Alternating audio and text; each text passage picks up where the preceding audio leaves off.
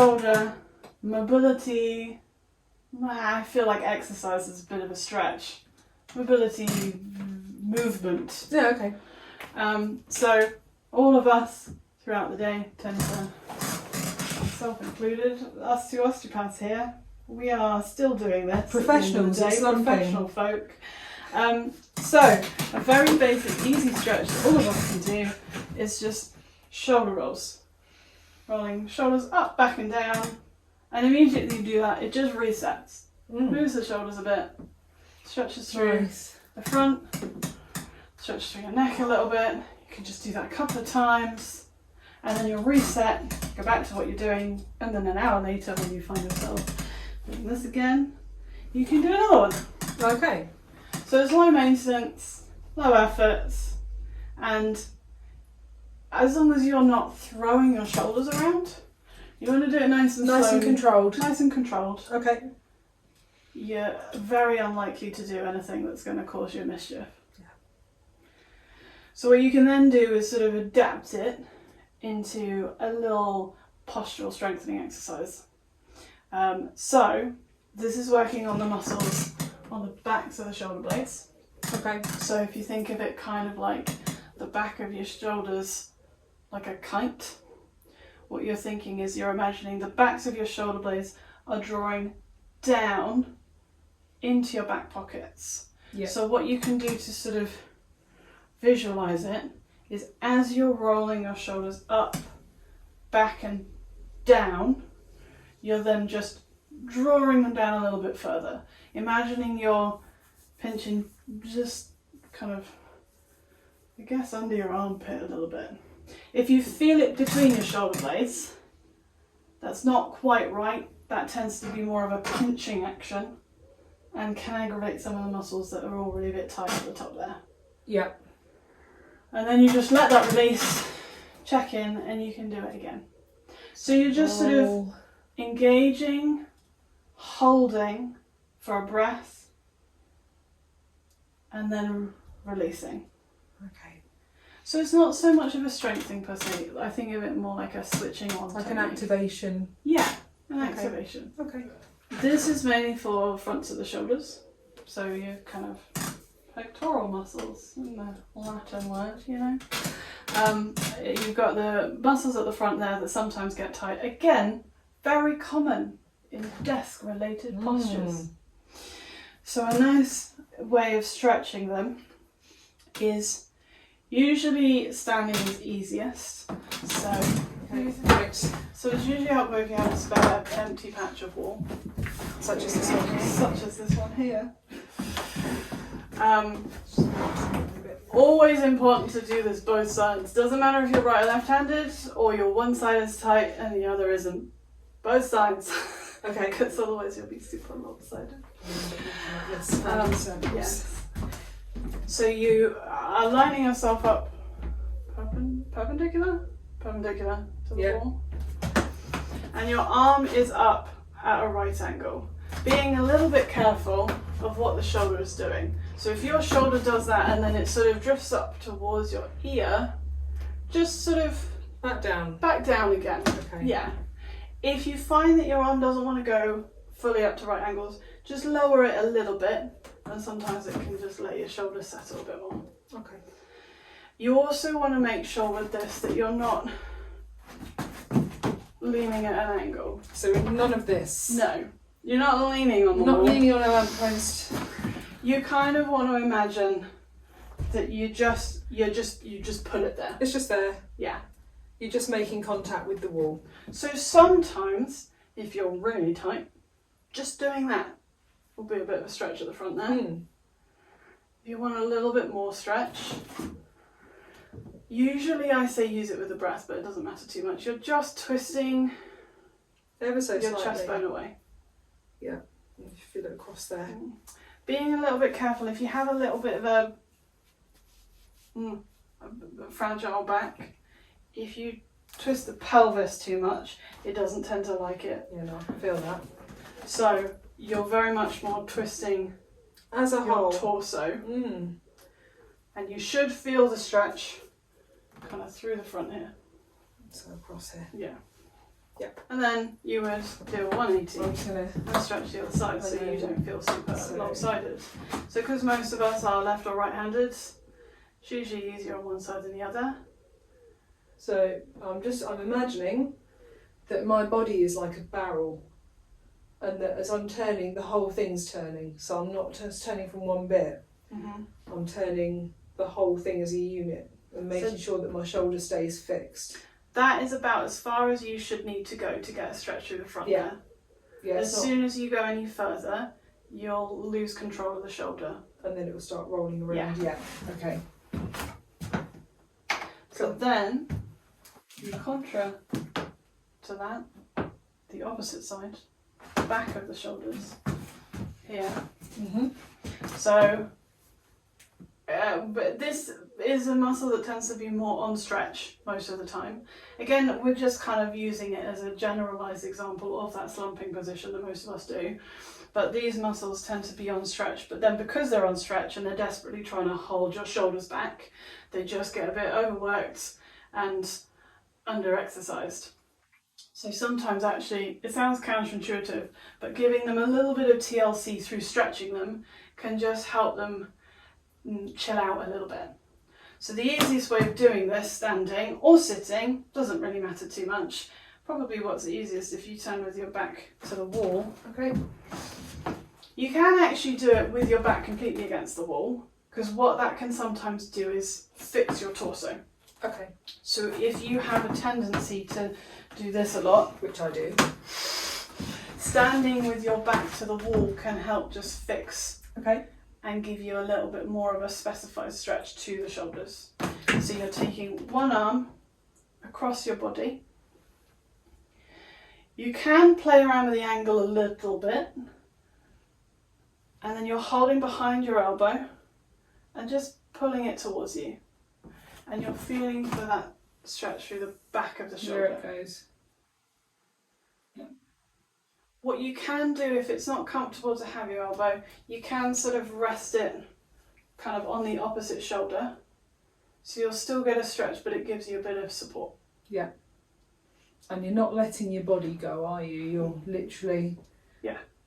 This is why the wall can come in handy. If you don't have a spare piece of wall available, so you can do it seated or standing. So, other way.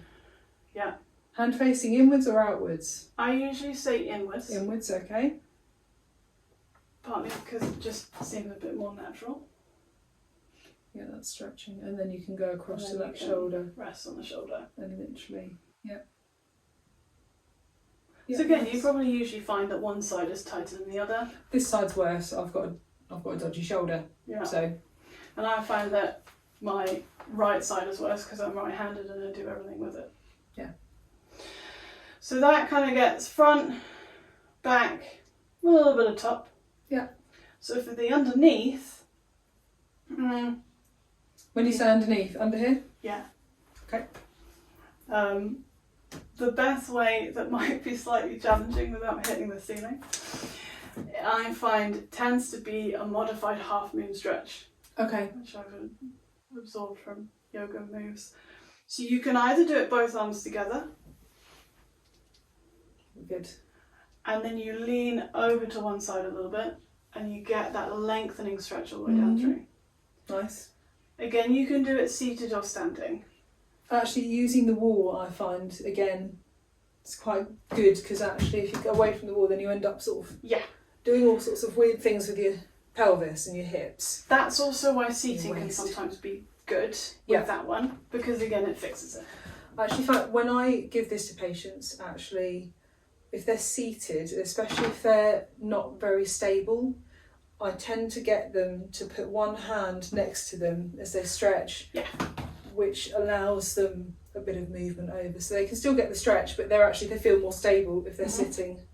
A nice adaptation that sort of modifies that as well is if you have a little bit of a easily compressed back, if you get one of those really fat like sofa cushions and kind of scoop over, it can add a little bit of comfort to the spine. So just kind of as if you pretend I'm sitting on a sofa, this is the cushion under here. and you're scooping over it, because essentially it means that you're less likely just to sort of fold in half. So I'm going over the sofa cushion. Yeah. Lovely. Good. Oh.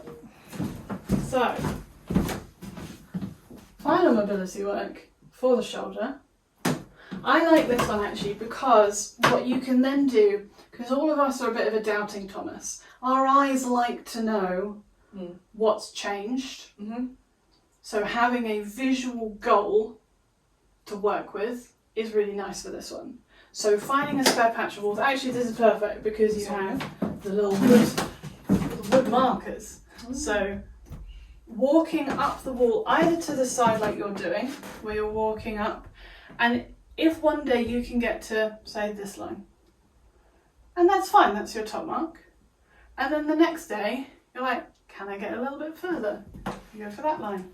And then your mind and your eyes can see there's been improvement. Oftentimes when it's gradual things like the shoulder, if you feel like you're getting a bit stuck in a rut, this can be a really nice way to document that there has actually been improvement. Yeah.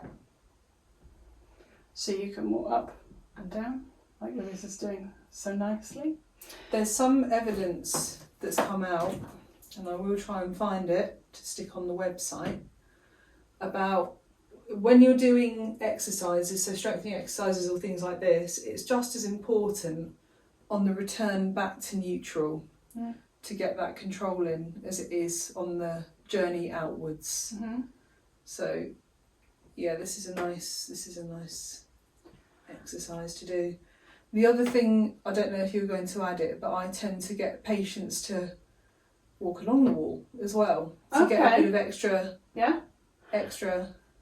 The movement. other thing you can do is face the wall and go up in that direction. Right. So you get the full range. I like that one though. I hadn't. The going backwards one is a really good idea. Okay. And then you can always step a bit closer to the wall if you need to. And I don't know about you, but most of the time I find with shoulders, this tends to be one of the stickiest movements. Yes. Going up and forward. Yeah. There we go. Cool. Ta-da! Hey, fixed. When you're actually doing it forwards, just a little, again thinking of kind of next levels, is doing both together. Because what then you have to think about is what your back's doing. So it also gives you an idea of what both is, because one might go higher than the other. Absolutely fine. Doesn't mean you're broken. It just means that, you know, one side gets more use than the other. But what it also does is highlight the compensation. Because if you find that you can get a really long way just one at a time, but when you add in both together, you're not going as far. Yeah. It changes the focus slightly. Yeah. So another good exercise for a really nasty shoulder that doesn't really want to do too much. So nothing above head height, nothing too strenuous. I tend to say to patients a tin can does the job. So can of baked beans, can of soup, something of that ilk. And you just literally, whichever shoulder's your bad one, it's good to do it with both as always, just like nice and balanced, but just keep that weight in your hand. You want to lean on something like this chair and you just want to let that shoulder go completely. So it's a case of really relaxing and allowing your body to just sit in and just get used to being that relaxed. We're not very good at relaxing, so we tend to kind of go, oh, I need to hold it. Let that shoulder go and let it just move around like a pendulum. They're small movements. That little tiny bit of weight through that shoulder will provide just a slight bit of traction, which shoulders tend to appreciate. Not all of them, but most of them. And just those little movements. With a shoulder that's a bit easier, you can sort of just encourage that movement a bit more. You can experiment with the angles. And you can just encourage a bit of movement through the shoulder by doing that. So that's quite a good one. What we could possibly also say is, if you're not too sure about doing it straight with a weight, you could just try it. You could Like do it just with a free arm. A free arm Absolutely. first. So you don't have to start with a weight. You can just do it with a free arm. Yeah. Okay, so a slightly more global, holistic, generalized stretch that gets shoulders and a little bit of spinal mobility. If you come and have a lie down on your back, okay, with your knees up and your feet flat.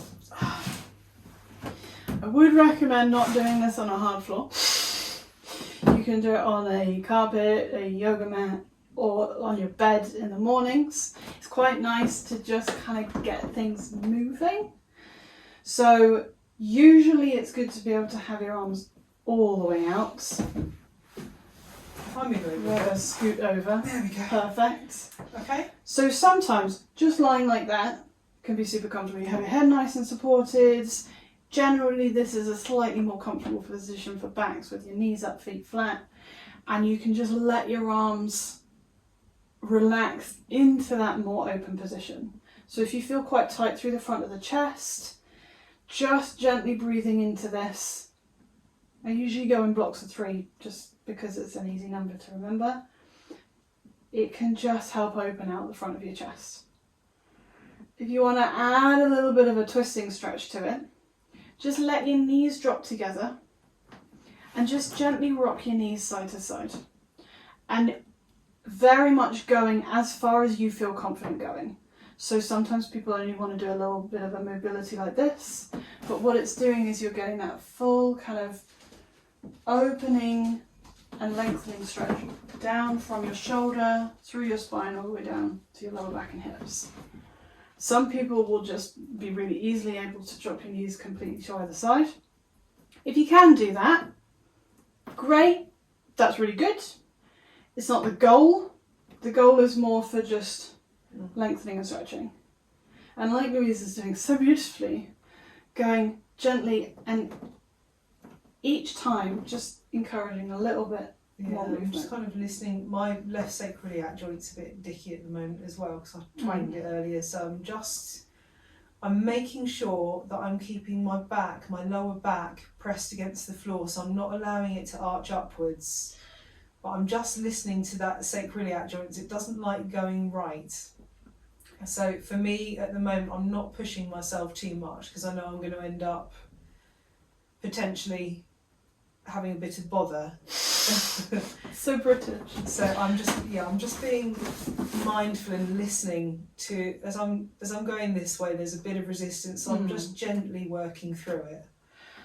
A little adaptation that can sometimes help if you're not too sure, for a bit more stability. If you widen your feet slightly, a smidge more, yeah, and then let your knees drop together from your feet in that position. So kind of like having a slightly wider stance when you're standing helps with balance. This also helps just reduce the instability of the rotation. Okay. So you can still drop your knees to either side, but you've just got that a little bit more of a barrier to that uncontrolled flopping either side. And there's still a little bit of discomfort there, so I'm just being careful. But yeah I can feel how that's less unstable. You know, I feel like I'm able to control that movement more. Often with these things, it can be very tempting to want to be like, oh my gosh, I need to touch the floor. But as Louise is saying, it's much more important to listen to what your body is capable of at that time. Rather, like the people you see on videos who are touching their knees to the floor might wake up some days and think, today's not the day. And that's not the day they then film the video on. Yeah, exactly. So, that's a really nice one for having open out through, and you get a nice bonus stretch through the lower back. Yeah. If you're just wanting to focus on the lower back, just bring your hands to the sides and just let the lower back go.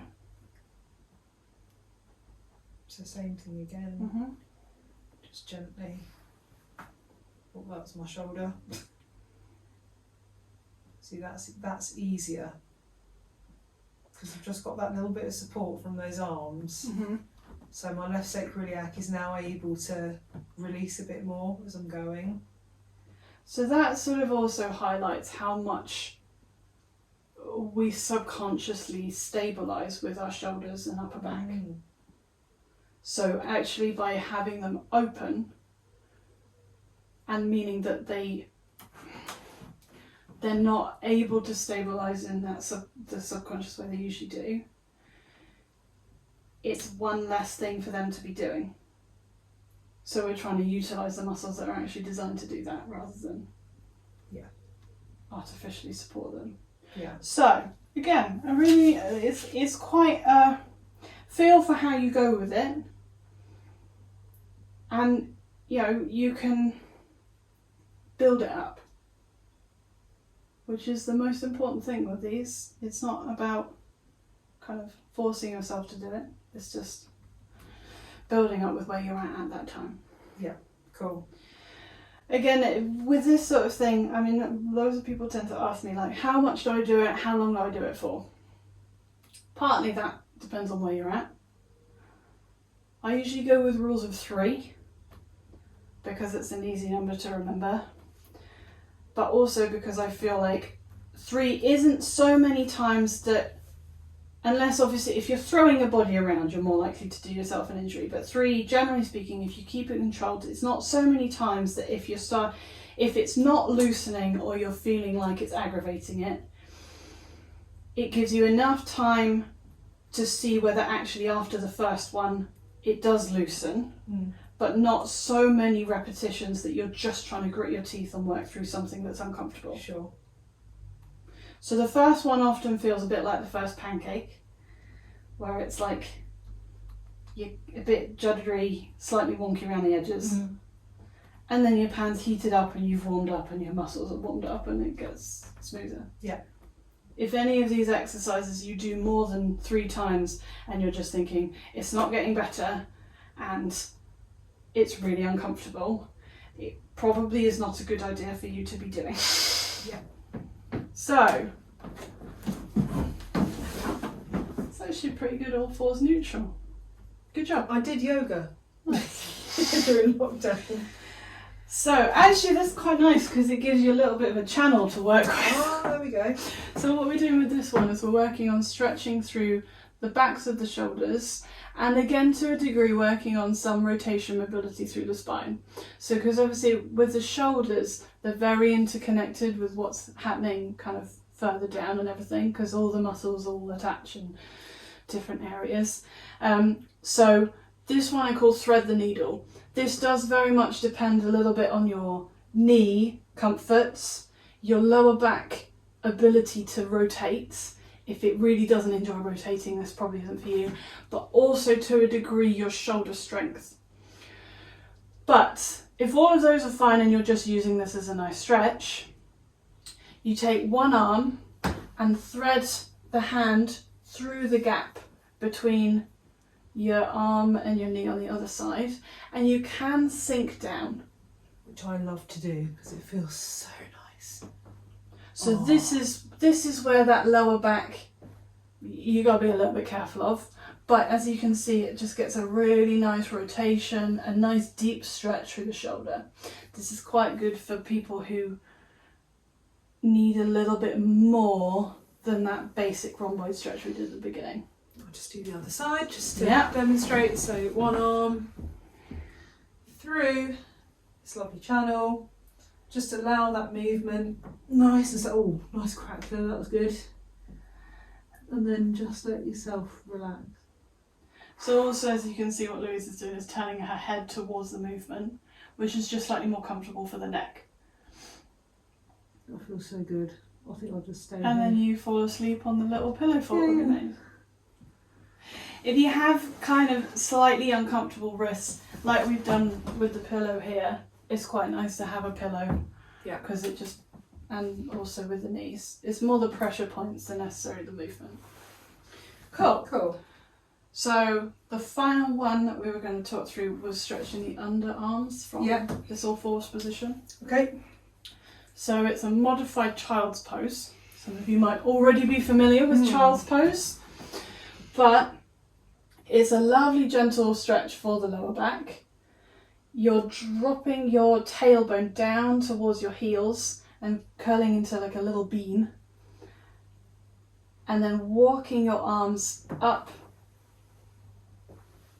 And then you'll get a nice lengthening stretch all the way down through the back and under the arms. And again, it's not about trying to stretch your arms up as high as they can go, because, you know, that doesn't always work for everybody. But you can play around with it. So you can walk your arms further up if you want to. You can walk one arm up slightly more and get a little bit of a twist stretch through the back. You can just rest your hands underneath your forehead if your shoulders aren't really feeling like they want that much of a stretch today. And just let your forehead rest down and just get an opening stretch through the back. And then you can have a little nap. Yeah. See you tomorrow. But again, with these ones, when it's something that involves a prolonged position like that, my rule of 3 still applies, but I tend to utilise it with the breath. Yeah, 3 big breaths. Yeah, 3 deep breaths, because it also controls your pace a little bit. Yeah, and actually I find with my yoga practice, when you take that breath in and when you release through that breath out, you can send that breath out to the parts of the body that you're actually trying to stretch, and you'll actually find that your body will go further. What's the least level of doing things? So, resistance band, or, as demonstrated, a dressing gown belt, because not all of us have a resistance band. If it has a little bit of stretch like this one, bonus points. So, thinking of strengthening with mobility, it's a bit of a minefield with the shoulder because it's really hard to isolate specific muscles. So a lot of people have heard about, you know, let's do the dumbbells and the out to the side. Chicken dance. Your chicken dance for your traps and your bicep. When we're thinking about strengthening from slightly more generalised perspective, for your average posture, going about your business at home, most of us don't really need to do lots of dumbbell lifts for the biceps.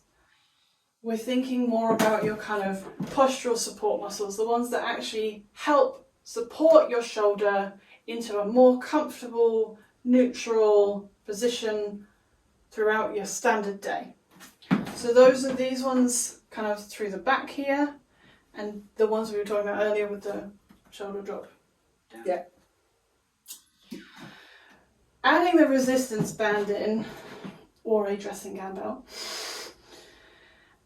just adds a little bit of extra effort that helps you target the muscles, but kind of like what you were saying with the tin can, it's not so much that you're really having to work super hard, it just allows a little bit more to try and switch them on and activate them, rather than just plain doing the movement. So the first one, I mean, all of them will show standing. You can do them lying down, and you can do them sitting, but standing is nice and easy. Yep.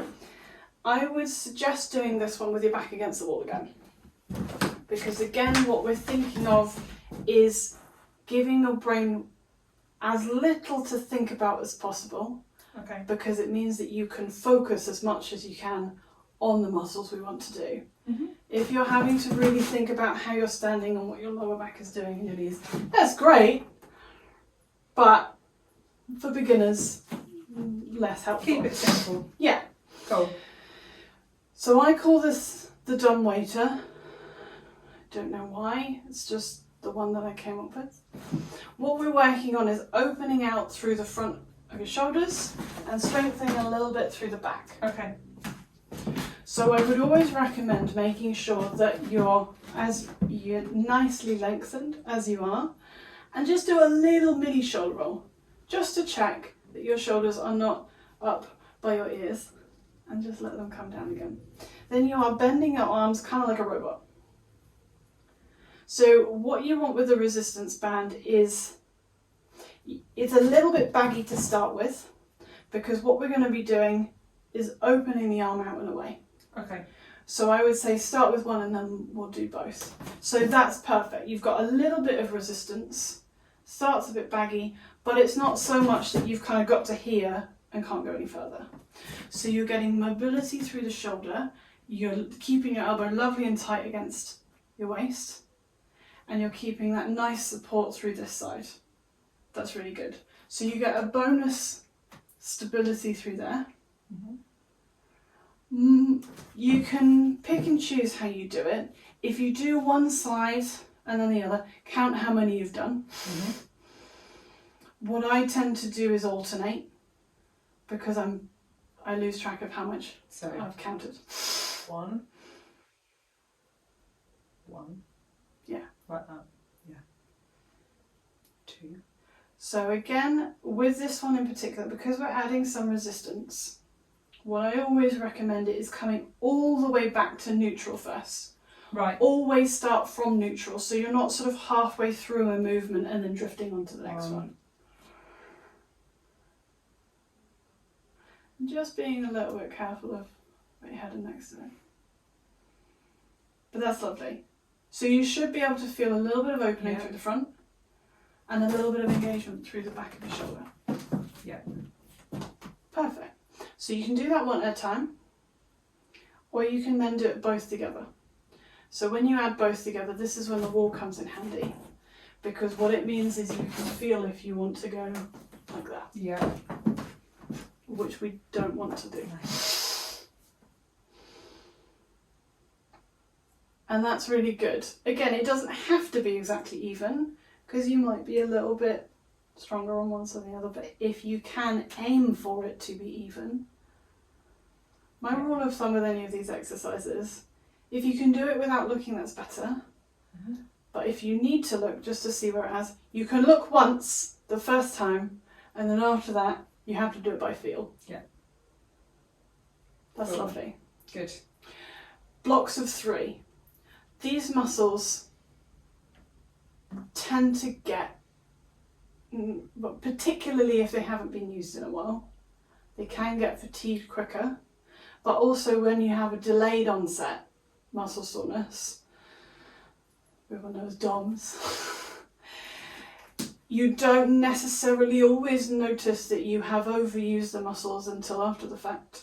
So again, do 3, check in, do another 3, check in, maybe like 12 repeats. Yep. There are probably lots of places that will say do loads and loads and loads.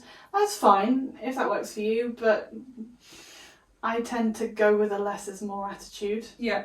Start off small, build up to And you what can always you're build up. capable of. Yeah. Yeah. Cool. Lovely. So well demonstrated. It's almost like you know what you're doing. Sometimes.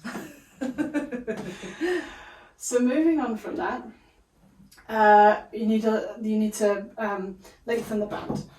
So yeah. So to test this one, we might need to walk forward. It's great if you have a wall that you can stretch all the way up to, but if you don't, then that's absolutely fine. So I call this backstroke arms. So you want to hold the other end in that hand. Okay. You want to be able to do this fully with a little bit of stretch in the middle. So With a you little probably bit of need to stretch. tighten it just a smidge. Yeah. So you want to be able to lengthen that one, keep it down by your side. Good. So what we're trying with this one, this is more mobility Okay. and a little bit more core. Okay. So you can do this seated or standing with your back against the wall, as I say, if you have a wall that you won't hit anything on the ceiling. But what we're trying to do with this one is mobilise through your shoulder, and then what you're doing is bringing that all the way down but keeping it straight. Forwards. Yes. Okay. And again, it's exactly like you say, you've got that control both up, where you're getting a little bit of tension through. Yeah, lovely. This one does take a little bit more control in so much as you're leading with your thumb. Mm-hmm. You're not letting your elbow kind of collapse, which is lovely.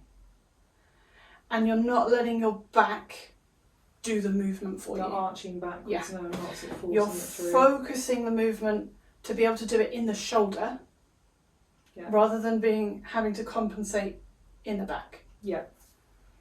So again, you're doing it some on one side. Okay. And then supporting your arm down the side like you did, so you're keeping it nice and tight against your your thigh. Yep. Starting either side, like, to attention. And then you're leading with your thumb. So you're keeping that, yeah. Yeah.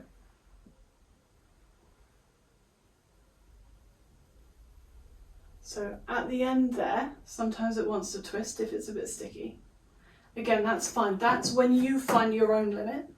If your own limit is less, I would say it's better to do the exercise properly to a limit and then work on Rather improving the than limit. starting to Build bad contort habits. and twist Yes. to get the movement. If you have a long mirror, You can watch yourself in the mirror. Yeah. Which is what they recommend at gyms, isn't it? When you're doing weightlifting, Yeah. quite often watch your form. But you can feel when that's, you can actually feel when that's sort of working properly. yeah, Yeah. lovely. Cool. Don't need to go to the gym. So, that was very lovely and very well demonstrated. We've opened out and we've got mobility. The last one, again, can be done against a wall. It can be done single or both together. It is more challenging to do with the band.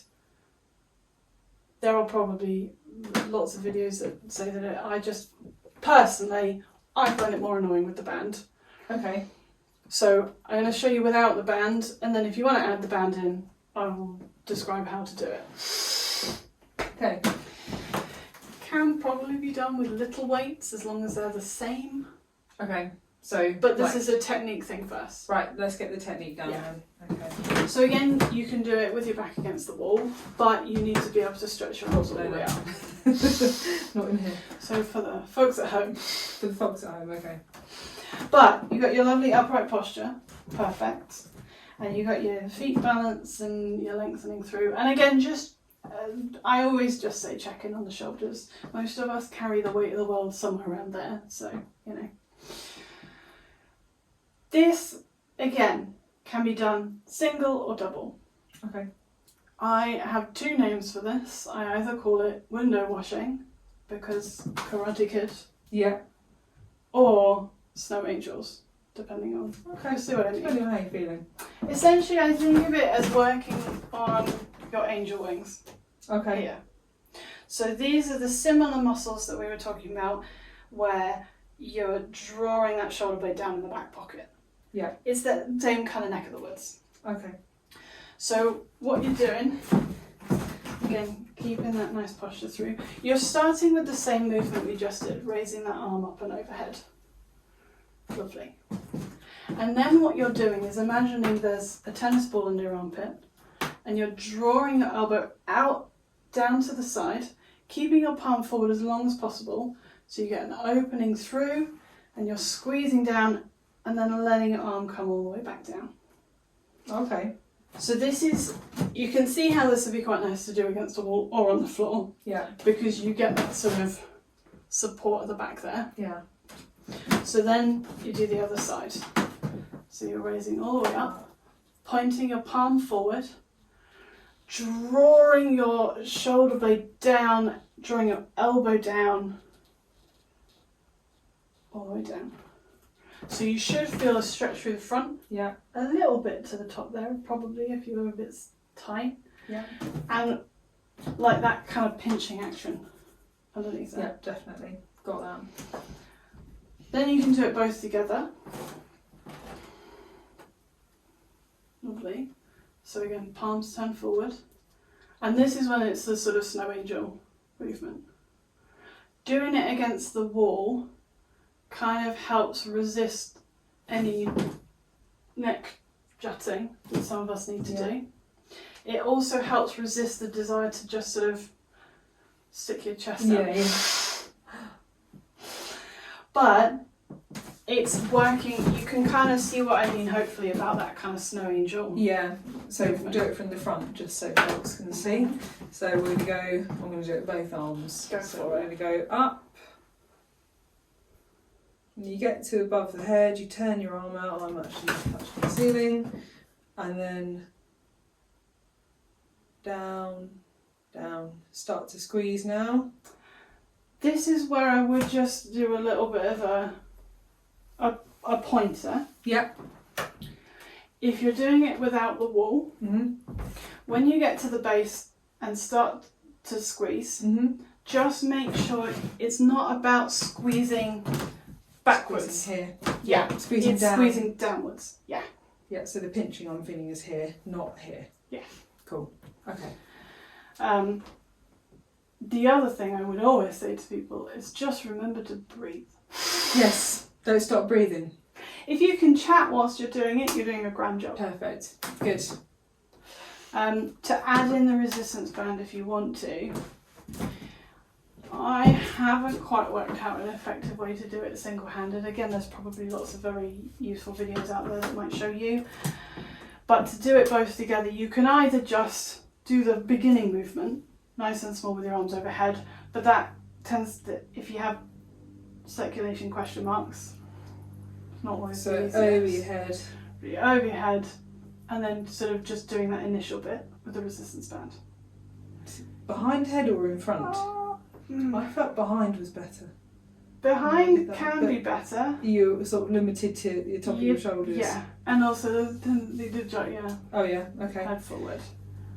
Okay. But you see what I mean about it's not a perfect solution. No, but So this is when sometimes actually having individual small weights can be good. But just because from a beginner perspective, I don't feel like I'm getting the pinch as much. I am, but I'm having to you have to think a bit more about strangle what myself resistance a bit. band. Yeah. So yeah. I personally prefer resistance bands to start with than weights. I do too.